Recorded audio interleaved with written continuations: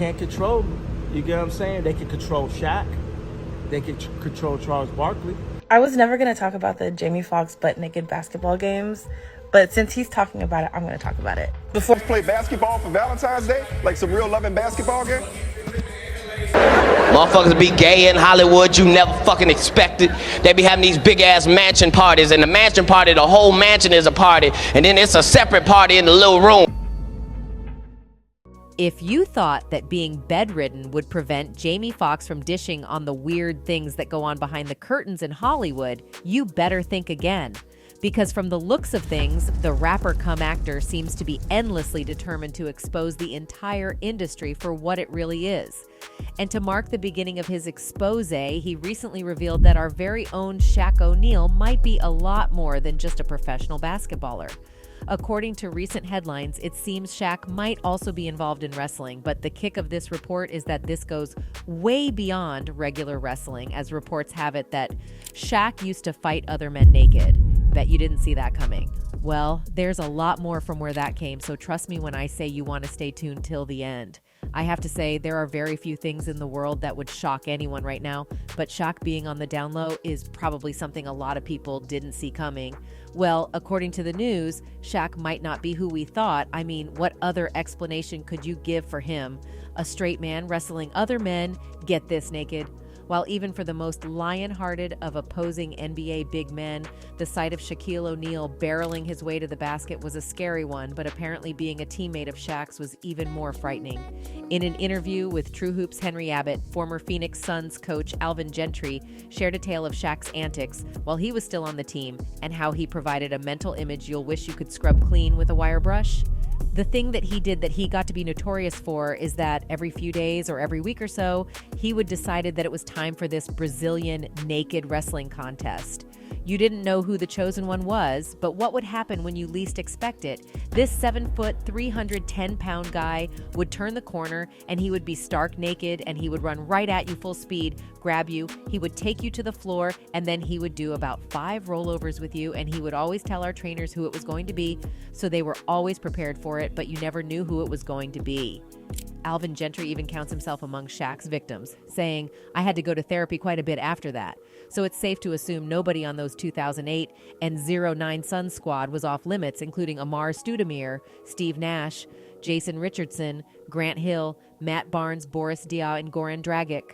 As if a stark naked Shaq charging full speed at you isn't terrifying enough, consider O'Neal is also a trained MMA fighter in boxing, jiu-jitsu, Muay Thai, and wrestling. Oh, and remember that the famed Suns training staff made Shaq all the more limber. But while this might seem strange to the average person, the truth is that Hollywood is actually filled with much worse. And just like news has gotten out about how Shaq occasionally gets up to less than ideal things in the locker room, rappers also get up to their own antics. And trust me, it's worse. Diddy, for instance, has made himself an insane amount of fortune, thanks to his record company Bad Boy Records. It has housed some of the biggest names in the hip-hop world, like the notorious Big French Montana and Machine Gun Kelly. Diddy is a millionaire, and if there's one thing he doesn't mind blowing money on, it's his elaborate and freaky parties. It looks like the one thing Diddy is really passionate about is his parties. He pours all his heart in making sure his parties are unforgettable, be it birthday bashes or the 4th of July parties. You know, that man is going to go all out. His white summer parties are the talk of the town, and everyone wants an invite. Paris Hilton was happy to have been invited to his first white party. "I remember the first party he threw in the Hamptons," Paris Hilton tells DR. "It was iconic, and everyone was there." His parties have guest lists that can feature more than 1,000 guests, and these parties come with very strict dress codes, such as the white parties in which everyone must show up dressed in white from head to toe. Martha Stewart was invited to one such party and spoke about how strictly everyone followed these rules. "Having an entire party all dressed in white was a stunning sight," says Martha Stewart, a guest at the first party, and it helps that Diddy looked very handsome in white. Considering how dominating and controlling Diddy is known to be, it's not surprising that people are turned away from these parties for showing up in black shoes. That being said, not all his parties can be talked about. Diddy is notorious for holding bizarre and weird parties that not a lot of people can come forth and talk about.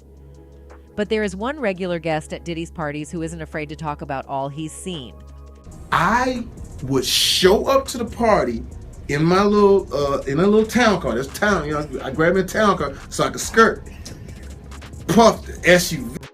Diddy doesn't hold back when it comes to spending money on parties, girls, drugs, and alcohol.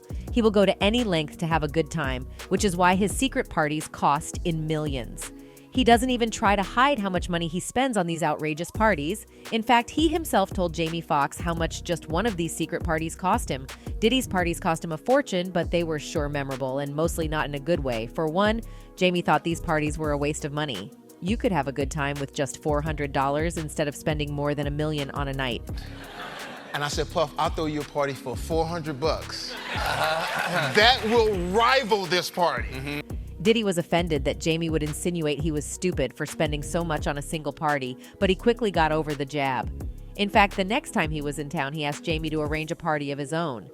Jamie had to go to all these parties that Diddy hosted because Diddy was a music mogul and Jamie needed a breakthrough. An obscene amount of money wasn't the only problem with these parties. In fact, it was the least of the problems. Some bizarre things were going on at these parties. It seems like Diddy used these parties to act out his sexual fantasies, and that's just where the antics begin. It all started when the word on the street was that Clive and Diddy were throwing the most outrageous parties this side of the Mississippi. But these were no ordinary soirees. Oh no, these bashes were more likely to be held at a gay club than your typical banquet hall, and the activities inside were not for the faint of heart. We're talking strange rituals, criminal behavior, and enough jaw-dropping debauchery to make Caligula blush. But there's more. It turns out that even Usher, the R&B superstar mentored by Diddy himself, had some jaw-dropping details to share about these wild parties.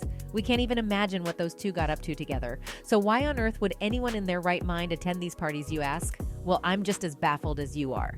Now, I know the fact that Diddy openly hosts gay parties might come as a shock to most people, but the truth is that his kinky and scandalous sexual escapades have never been much of a secret. It's been ingrained in our memories for as long as we can remember. Diddy has no qualms about hitting on male rappers left, right, and center. No rapper is safe from Diddy's advances at any given moment. You would think that someone of his stature would be more discreet about such matters, but not Diddy. He's not afraid to shoot his shot at anyone who catches his eye. And one individual who had firsthand experience of this was none other than 50 Cent. Well, Diddy, we'll get back to you on that one. Wasn't really convincing if you ask me. He once accidentally admitted to sleeping with Usher in the same bed when Usher was just a little kid. We used to wake up and, pause, but like, check this out. Back in the days when he was like 10 and I was a little bit older, his older brother, we used to fight over the. The do's just keep getting worse, as these revelations are just so wrong on many levels. Is Diddy also a pedophile? That's what his confession seems to be hinting at. Usher also admits that he would never send his kids to a place like Diddy's.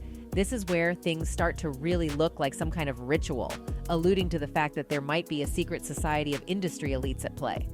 And besides Diddy's weird parties and all it entails, Shaq has also been called out by Kanye for being involved with these elites.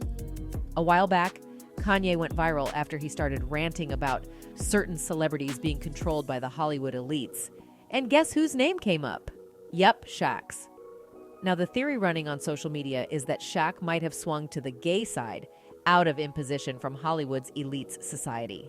One user on Twitter who seems to buy this theory wrote, "Like I said yesterday, I don't know whether Shaq is gay, but I also don't know that he's not gay." Who knows? Maybe Shaq might be the one hosting Diddy's next parties. That's it for this video. Goodbye.